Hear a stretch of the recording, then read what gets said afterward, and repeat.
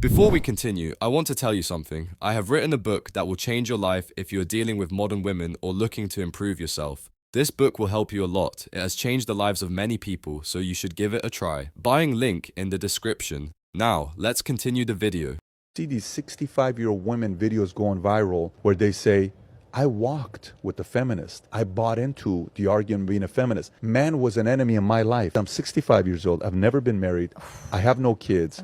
I will never be able to experience what it is to be married to a man when I was in my 20s. The concept of feminism stole that away from me. Just because I looked at man as the enemy, and he's not. A woman called me.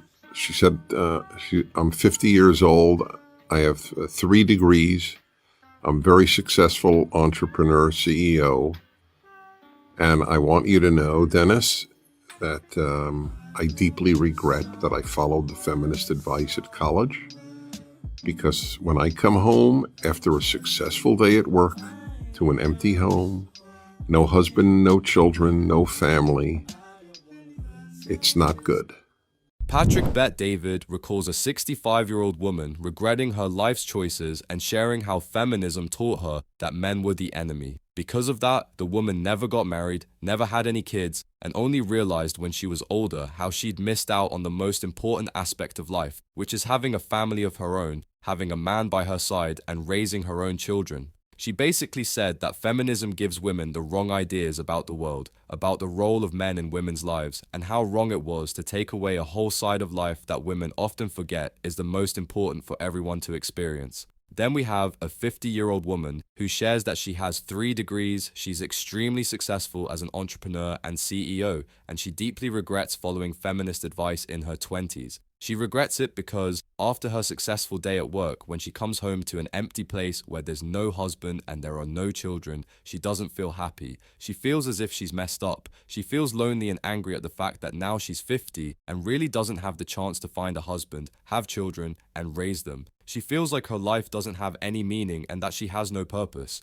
After all the success she's had, she feels that there isn't anything else except work to look forward to.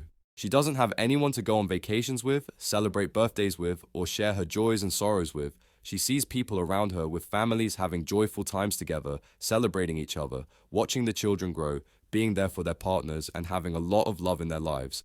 That being said, if I could give any of the younger women out there any advice, it would be this. In your youth, choose a man to settle down with because beauty is on your side when you're young. Age is on your side, but in 10 years, it won't be the same. Some women in their late 30s or even early 40s wish to settle down and have kids. To them, I can only say that you're 42, or in some cases 45. Your window for becoming pregnant is almost over. You can encounter all types of issues such as high-risk pregnancies. IVF therapy is frequently required to induce pregnancy. The most crucial thing younger women can do is show interest in a man's future rather than his current financial situation, because it will be difficult to find a man your age who is a millionaire if you're 23.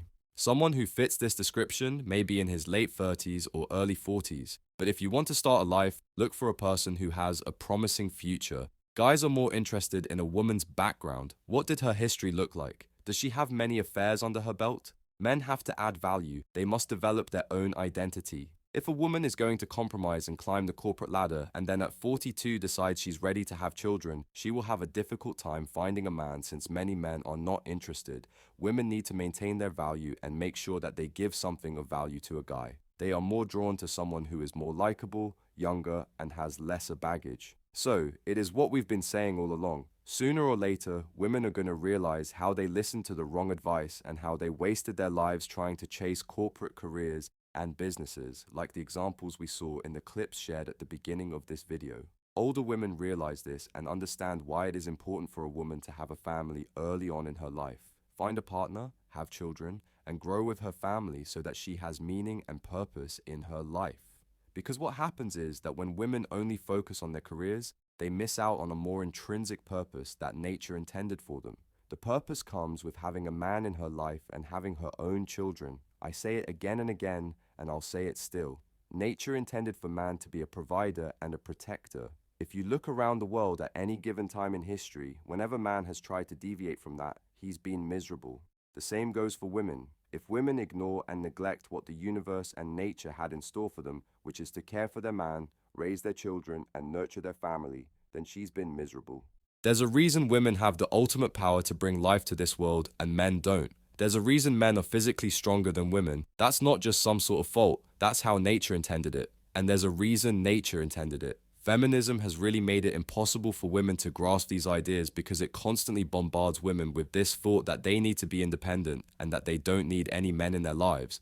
Feminism uses popular culture such as movies, television series, documentaries, talk shows, the news, books, music, comic books, podcasts, social media, and social media influencers to perpetuate this thought.